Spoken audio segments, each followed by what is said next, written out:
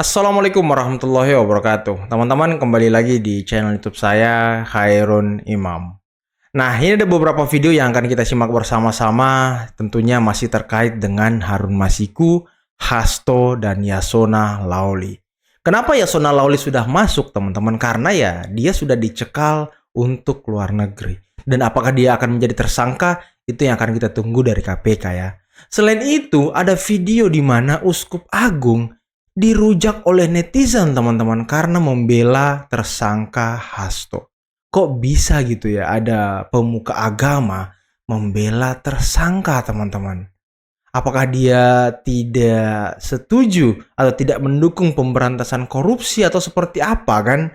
Nah ini yang akan kita lihat juga videonya. Dan yang terakhir ini yang paling mencengangkan. Dan yang menjadi pertanyaan adalah apakah Ibu Megawati akan dipanggil oleh KPK dan akan diperiksa oleh KPK. Nah, nanti kita akan lihat jawaban dari KPK teman-teman ya. Tapi sebelum kita mulai, jangan lupa like, subscribe, dan share. Dan tanpa perlu berlama-lama lagi, mari kita mulai videonya berikut ini. Lo tuh gak, Uskup Agung kemarin dihujat netizen gara-gara dikira ngebelain salah satu tersangka koruptor sekjen PDIP, Pak Hasto Kristianto. Dilansir dari YouTube Merdeka.com, Uskup Agung memberikan pesan Natal dengan menyoroti kasus korupsi di Indonesia. Beliau bilang kayak gini. Kita semua mendengar akhir-akhir ini kok korupsi itu malah dijadikan alat ya untuk orang, untuk menjegal orang. Korupsi dibiarkan supaya nanti pada waktunya bisa digunakan untuk kepentingan tertentu. Waduh, ini sepertinya mengingatkan saya teman-teman dengan narasi-narasi yang berkembang ketika Pilpres kemarin. Itu kan politik yang busuk sebetulnya. Nah, pernyataan Uskup Agung ini dinilai seperti tidak mendukung pemberantasan korupsi yang sedang dijalankan pemerintah. Beliau menilai kalau kasus korupsi yang sedang diangkat sekarang adalah sebuah alat politik. Akhirnya video ini mendapatkan kritikan keras dari netizen. Pak Uskup, jangan intervensi hukum, seharusnya Bapak dukung dalam doa, jangan bela Hasto. Pihak gereja cukup mendukung pemerintah berdoa, jangan jadi pengamat dadakan. Jangan-jangan pihak gereja juga kecipratan dana segar dari Hasto. Ini seperti sindikat yang terorganisir untuk melindungi seseorang yang kena kasus hukum. Bahkan ketumnya ikut mengancam KPK. Lengkap sudah peran masing-masing. Dan masih banyak lagi komentar netizen yang kecewa karena seharusnya pihak gereja tidak partisan terhadap partai politik tertentu. Pertanyaan besarnya, apakah gereja boleh memberikan statement soal politik? Atau memang gereja sedang melakukan campur tangan terhadap kasus korupsi Hasto? Atau kita yang terlalu overthinking? Gimana menurut kalian? Coba Nah, gimana menurut kalian? Coba komen di bawah. tulis di kolom komentar. Saya mau izin live report buat kabar siang. Ya, ya. Ini tidak boleh. Oh, betul, tapi ambil VT aja boleh nggak Pak? Nggak boleh, Mbak. Iya, saya izin video untuk kantor sekalian. Tidak boleh. Nggak, nanti saya mau izin live report buat kabar siang. Kan di sini nggak boleh. Rencananya bolehnya di mana ya Pak? Ya, yang penting untuk area di sini nggak boleh. Mbak mau kode di belakang atau mau di depan situ ya tidak masalah. Yang penting untuk area di sini. Berarti Bapak dari Saya koordinator satgasnya Cakrabuana. Cakrabuana ya?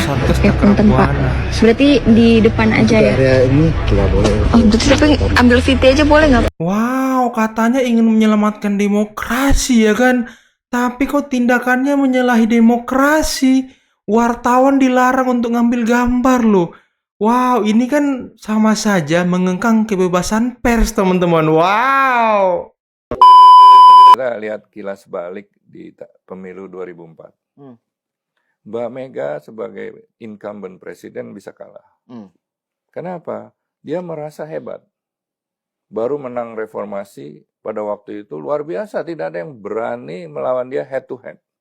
Popularitasnya jauh kalah. Ya. Nah, akhirnya dia tidak mempersiapkan untuk pemilihan kembali. Take it for granted. Anggap pasti gue yang menang lagi lah. Gitu loh. Nah, bahkan ajudan-ajudannya pun ditahan 5 tahun. Pak. Ya, 5 tahun karena kalau yang lain-lain presiden setahun dipromosi, setahun promosi, akhirnya dia memiliki jaringan yang akan membela gitu loh. Betul. Nah, itu salah satu contoh saja.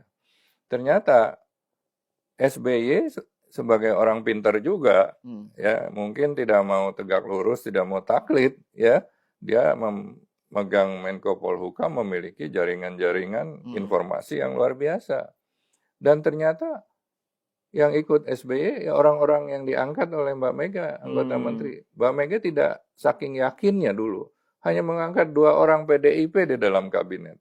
Saya dan Kwe Kianggi.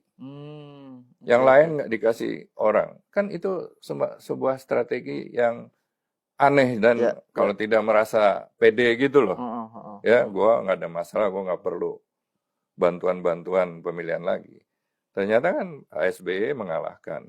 Dan itu pertama kali one man one vote kan? Sebelumnya kan PDIP. Betul. Maksudnya bukan Bu Mega yang menang sebenarnya, PDIP kan? Betul. Itu kan di MPR dulu. Iya, betul. Sama Gus Dur yang. Iya, betul. Nah, akhirnya kan menteri-menterinya sama SBY ikut semua kan. Pak JK, Menko-nya juga, lalu siapa Pak Budiono yang dianggap Menteri Keuangan pilihan dia, Pak Purnomo, Pak Yusril, Pak Hasan Wirayuda, Pak Widodo juga panglimanya, semuanya. Cuma saya yang masih loyal sama dia, ya, sehingga itu karena kesombongan kali ya, atau kurang taktik, tidak tactful. Ya. Bukan urian ya. Iya. Kalau Gus Dur kan smart gitu loh. Nah ini enggak gitu loh. Tidak ada DNA seperti itu. Tapi bukan berarti dia yang paling bagus kan. Nah dari situ kembali masalah petugas partai itu harus taklid. Orang-orang yang pandai progresif tidak cocok di situ. Contohnya Jokowi. Ya itu kan dia tidak mau taklid, tapi dia diam tidak pernah di publik juga tidak pernah menyalah-nyalahkan PDIP kan. Ya. Jadi kembali di dalam PDI, saya juga dengan pidato Mbak Mega melawan pemerintah mau oposisi, itu saya melihat tidak konsisten. Nah, ya. Selamat sore Pak Setio, Pak Asep, dan Mas.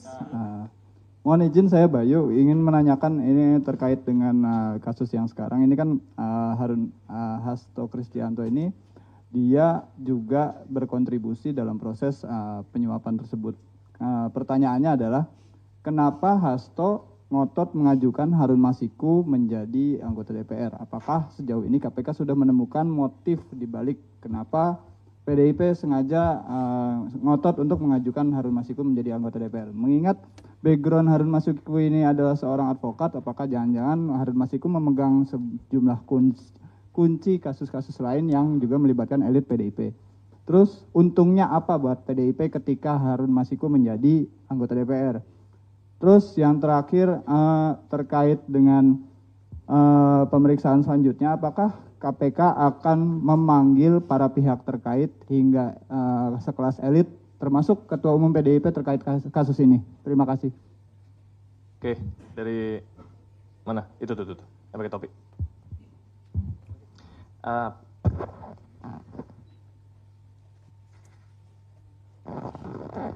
Izin Pak Ketua, Mas Tesa. Tadi kan kalau nggak salah sempat disebutkan siapa dari mana? Oh iya, Fadil dari Detikom. Tadi kalau nggak salah sempat disebutkan bahwa HK ini sempat mengetahui soal OTT. Apakah si HK ini apakah OTT ini sempat bocor sampai kemudian si HK ini mengetahui adanya OTT tersebut. Kemudian yang kedua, ini kan Harun udah lama banget ya Mas kabur gitu. Nah ini ada peran dari HK juga nggak sih untuk mengatur kepergian Harun ini? Itu aja sih Mas, makasih. Peran Harun. Satu lagi. Ya, selamat sore Pak Ketua, Mas Tesa, Pak Asep. Saya Fana dari Investor Trust. Satu pertanyaan aja, ini kan tadi perintahan penyidikannya OOJ-nya disebutkan ketika OTT terjadi. Setelah OTT terjadi. Nah, sementara Harun Masiku diketahui kan sudah buron selama 5 tahun. Apakah juga Hasto ikut terlibat dalam menghilangnya Harun Masiku selama ini gitu? Terima kasih. Sama ya sama yang ini ya, tanya bersama. Oke, 3 dulu ya. Silakan. Iya baik, Mas Bayu terima kasih pertanyaannya luar biasa. Tapi mohon maaf nih, itu sudah masuk materi pemeriksaan gitu ya. Jadi ya nanti akan didalami, meskipun penyidik sudah memiliki informasi tentang itu, tapi karena sekali lagi itu sudah materi dalam penyidikan, mungkin ya kami mohon maaf tidak menyampaikan tentang hal-hal tersebut ya. Kemudian untuk panggilan-panggilan yang lain, ya tentunya nanti penyidik sesuai dengan kebutuhan gitu ya. Tidak memaksakan, tapi juga tidak menghantarkan, pastinya mana yang dibutuhkan, itulah yang akan dilakukan pemeriksaan-pemeriksaan. Kemudian tadi masalah UTT apa segala macam, karena prosesnya harus flashback lagi kepada kegiatan di 2019 ya. Nanti semuanya akan kita coba telusuri kembali gitu, hal-hal apa yang berkaitan, apakah ada informasi, ataukah ini mungkin dugaan-dugaan, atau mungkin mereka hanya dapat selentingan saja. Nah ini kan mungkin dari pihak sana menyampaikan seperti itu, tapi ya nanti mungkin yang bersangkutan sendiri seperti apa. Kira-kira begitu ya. Kemudian sama tadi pertanyaannya gitu, nanti mungkin Pak Dir lah silakan untuk memberikan secara teknis jawabannya.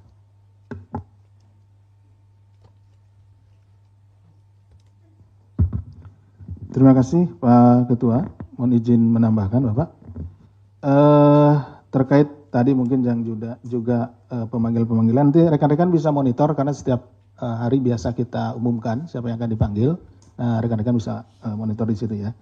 Kemudian juga terkait dengan masalah kebocoran OTT dan juga keterlibatan saudara HK dengan kaburnya saudara HM dan lain-lain, itu sedang kita dalami tentunya ya, rekan-rekan. Jadi nanti tadi makanya ada pasal kan ada 2 rekan. Kalau rekan-rekan menyimak itu ada 2 sprindik ya untuk saudara HK. Salah satunya adalah pasal 21-nya, nanti bisa dilihat karena ini kan juga rekan-rekan dapat nanti. Nah di situ ada pasal 21-nya. Nah tentunya di sini yang akan menjadi materi di situ ya. Tadi terkait dengan yang rekan-rekan apakah ini udah lama, apakah ada keterlibatan dan lain-lainnya, kita akan mendalami di situ ya. Itu mungkin yang bisa kami tambahkan. Terima kasih. Baik, ada lagi? Belakang. Nah teman-teman, itulah tadi beberapa video yang bisa kita simak, yang bisa kita saksikan pada kesempatan kali ini. Dan menarik teman-teman ya, bagaimana ya seorang uskup agung itu membela Hasto dan mengatakan ini ya kriminalisasi. Waduh, kok tokoh agama membela tersangka? Itu yang menjadi pertanyaan teman-teman. Apakah memang ada hubungan antara PDIP dengan Bapak Uskup Agung ini teman-teman? Dan tadi ya sangat mengecewakan ya, seorang wartawan dilarang untuk mengambil gambar di rumah Hasto. Katanya demokrasi ya kan, katanya Partai Demokrasi Indonesia Perjuangan. Tapi kok kebebasan pers dihalang-halangi gitu ya kan? Ini ironi teman-teman, masa iya kebebasan pers dihalang-halangi? Kok katanya menjunjung tinggi demokrasi, ingin menyelamatkan demokrasi, tapi kok yang di lapangan kebalikannya malah. Dan yang terakhir tadi, bagaimana video konferensi pers dari KPK yang menjawab pertanyaan seorang wartawan, apakah Ibu Megawati juga akan diperiksa atau dipanggil. Nah, nanti kita tunggu teman-teman ya, seperti apa langkah selanjutnya dari KPK. Teruntuk Harun Masiku. Dan semoga ya penangkapan ataupun tersangka-tersangka yang sudah disebutkan oleh KPK nanti akan membuka tabir di mana Harun Masiku berada. Karena tidak masuk akal teman-teman. Ya kasusnya tidak merugikan negara banyak-banyak amat, tapi kok hilang gitu ya kan? Ini yang aneh banget. Apakah memang ada yang ingin dilindungi, atau kalau Harun Masiku ditangkap bakal banyak nama yang terseret? Nah ini yang akan nanti kita tunggu dari KPK teman-teman. Oke, mungkin cukup sekian dulu video kali ini. Jangan lupa like, subscribe, dan share videonya. Akhir kata, billahi taufiq wal hidayah. Wassalamualaikum warahmatullahi wabarakatuh. Bye-bye.